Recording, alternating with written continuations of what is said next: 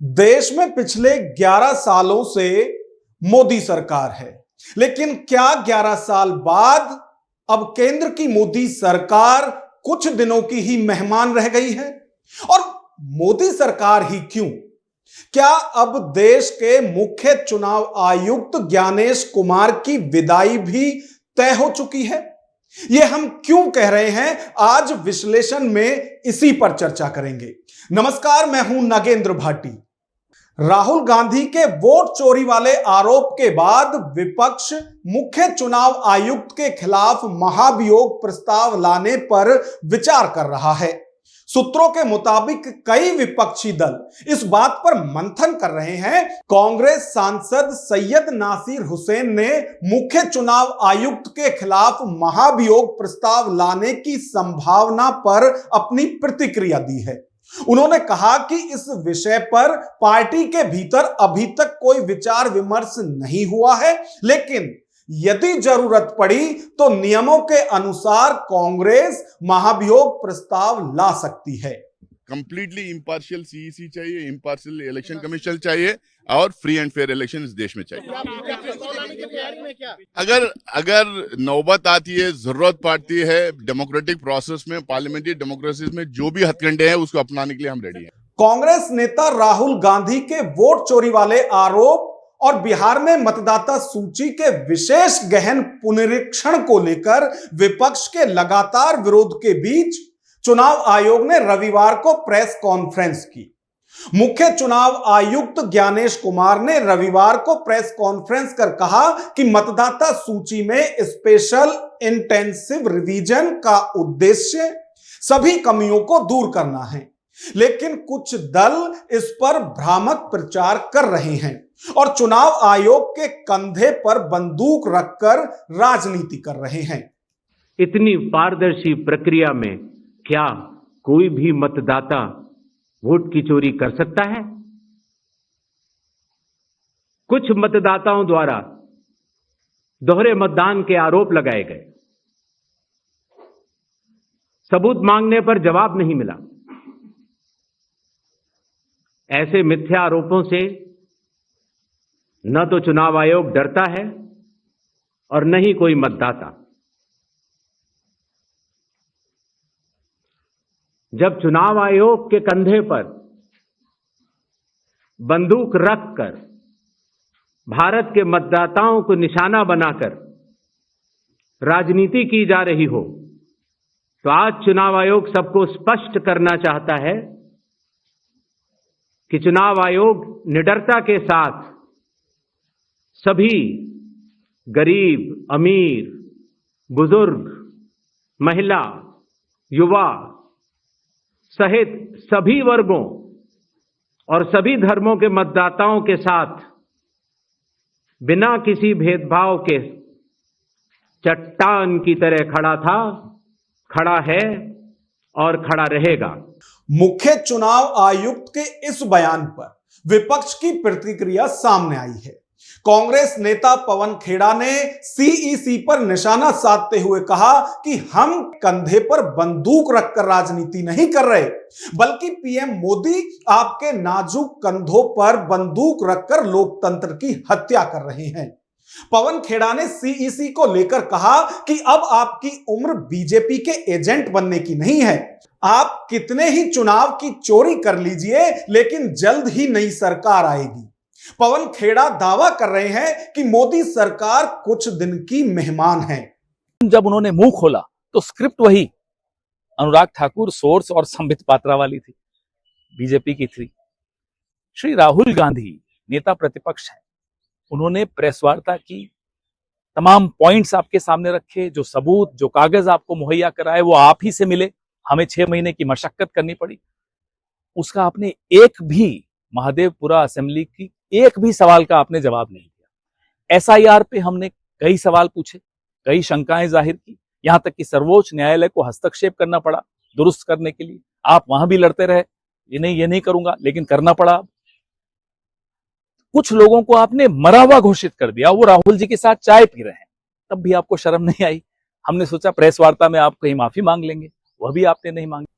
कांग्रेस नेता राहुल गांधी ने चुनाव आयोग पर वोट चोरी के जो आरोप लगाए हैं उनमें दावा किया है कि मोदी सरकार ऐसी ही चोरी की वोट से बनी है। राहुल के बाद कांग्रेस के नेताओं ने आरोप लगाने शुरू कर दिए कि सरकार ही नहीं, खुद मोदी भी बनारस का चुनाव चोरी की वोट से जीते हैं। और जब विपक्ष के निशाने पर पीएम मोदी हो तो भला ऐसा कैसे हो सकता है कि बीजेपी उसका बचाव ना करे।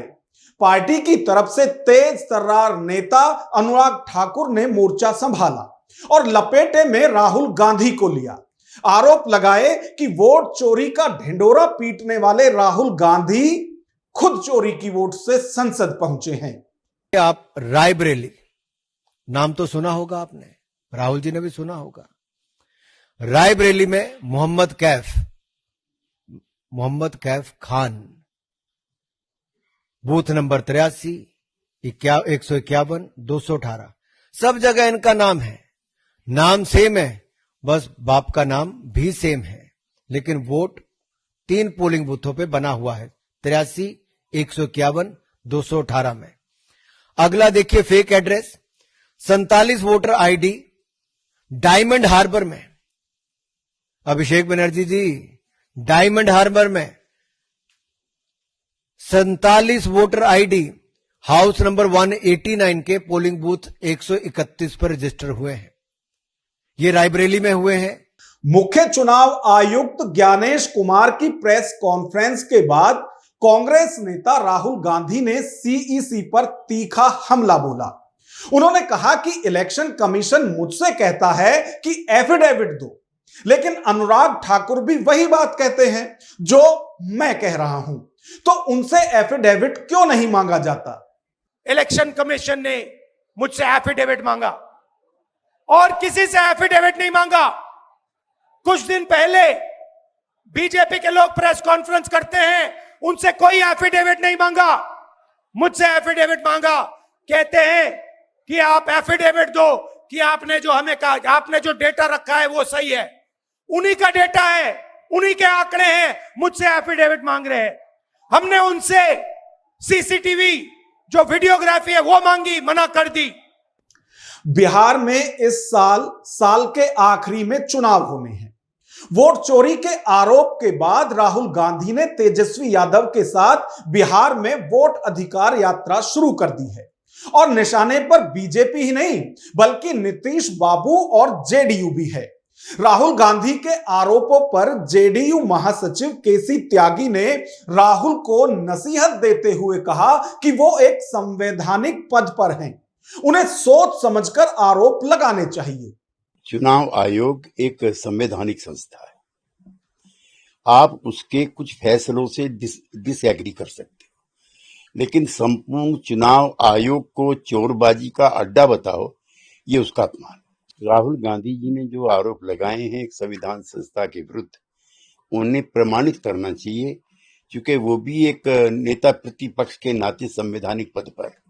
राहुल गांधी की बिहार में वोट अधिकार यात्रा पर कटाक्ष करते हुए जन सुराज पार्टी नेता प्रशांत किशोर ने कहा कि उन्हें बिहार के लोगों से वोट मांगने का कोई हक ही नहीं है। अच्छा ये बताइए, राहुल गांधी इलेक्शन के समय के अलावा 55 बरस राहुल गांधी का उम्र हो गया, आज तक बिहार में एक रात भी कभी बिताए हैं? जब वोट आता है तभी लोग को बिहार का याद आता है और बाकी समय बिहार के लोगों पर ये लोग हंसते हैं, बिहारी कह के हम लोग को मारते हैं, हम लोग को जहां अपमानित किया जाता है ये लोग कुछ करते नहीं है। राहुल गांधी आज आए हैं।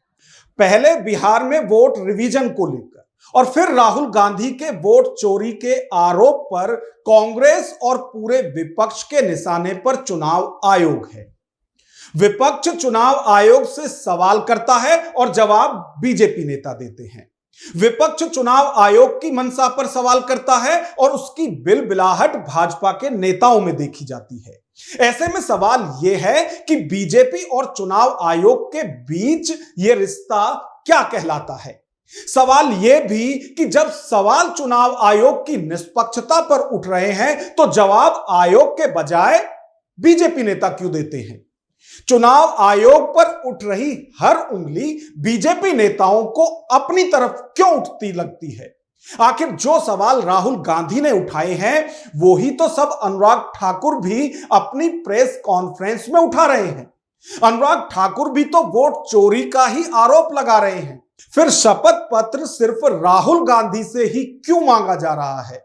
और एक जैसे आरोप लगाने पर चुनाव आयोग का नोटिस राहुल गांधी को ही क्यों दिया जाता है, अनुराग ठाकुर को क्यों नहीं?